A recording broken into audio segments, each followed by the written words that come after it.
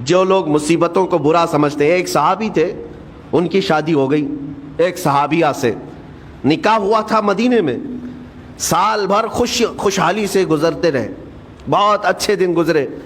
سال ختم ہونے کو تھا کہ خاتون جو ہے لڑائی کرنا شروع کر دیتی، کہتی ہے مجھے تمہارے ساتھ رہنا نہیں، مجھے طلاق چاہیے، ڈائریکٹ طلاق۔ تو اس صحابی نے کہا ہوا کیا؟ وہ صحابیہ کہتی تھی نہیں مجھے تمہارے ساتھ رہنا نہیں۔ اس صحابی نے کہا ٹھیک ہے اگر ایسا ہی ہے تو حضور پاک صلی اللہ علیہ وسلم کے پاس چلتے ہیں، وہاں جا کر فیصلہ کرا لیں گے۔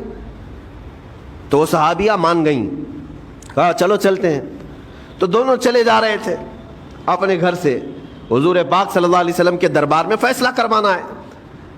چلتے وقت راستے میں ایک پتھر سے ٹھوکر لگ گئی اس صحابی کو، اور اتنی تیز ٹھوکر لگی کہ ان کا ناخن اکھڑ گیا۔ اب وہ ان کی خاتون جو بیوی صحابیاں ہیں وہ فوراً اپنے دوپٹے کا کپڑا پھاڑ کر کے انگلی کو باندھتی ہیں اور خون روکتی ہیں، اور اس کے بعد کہتی ہے چلو واپس گھر چلتے ہیں۔ گھر واپس آنے کے بعد وہ کہتی مجھے طلاق نہیں چاہیے، ساتھ میں رہوں۔ کہا عورتوں کا موڈ، عورتوں کا اس طرح کا فیصلہ کیا بات ہے؟ وہ صحابیہ کہتی ہے میں نے سنا ہے کہ جب کبھی کوئی بندہ بیمار نہیں ہوتا تو اللہ اسے پسند نہیں کرتا۔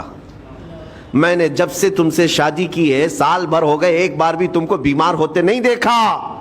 مجھے ایسا لگنے لگا کہ کہیں تم اللہ کے ناپسندیدہ بندے تو نہیں ہو، اس لیے میں تمہارے ساتھ نہیں رہنا چاہتی تھی۔ اب جب راستے میں ٹھوکر لگ کر ناخن اکھڑ گیا تو مجھے احساس ہوا کہ اللہ تجھے بھی پسند کرتا، میں تیرے ساتھ رہنے کو تیار ہوں۔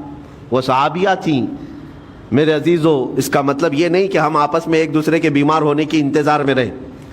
شوہر یہ سوچے کہ میری بیوی بیمار کیوں نہیں ہوتی، اور بیوی یہ سوچتی رہے کہ میرا شوہر بیمار کب ہوگا۔ وہ توکل کا اعلیٰ درجہ ہے۔ انتظار اور تمنا مت کرو بیمار ہونے کا، بلکہ بیماری آ جائے تو اللہ کا شکر ادا کرو، آ جائے تو صبر کرو۔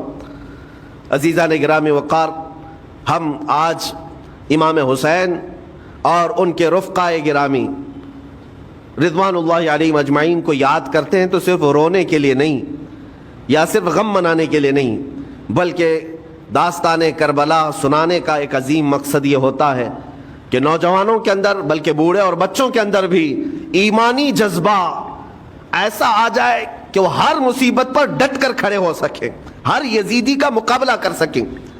ایک تو اس کا میسج یہ ہے، اور دوسرا میسج یہ ہے کہ چاہے جیسی بھی مصیبتیں آئیں ایمان کے ساتھ رہنا ہے، صبر اور شکر کو ہرگز نہیں چھوڑنا ہے۔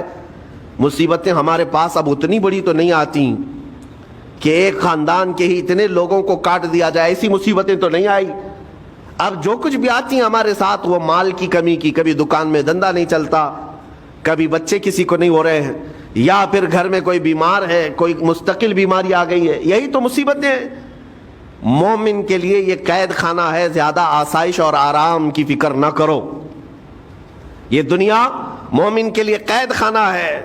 اسی لیے شاعر نے کیا خوب کہا، جب کسی کا انتقال ہوتا ہے، ایک سچے مومن کا انتقال ہوتا ہے تو لوگ کہتے فلاں مر گیا فلاں مر گیا، تو ایک شاعر نے بہت اچھے انداز سے کہا ہے کہ کون کہتا ہے کہ مومن مر گیا؟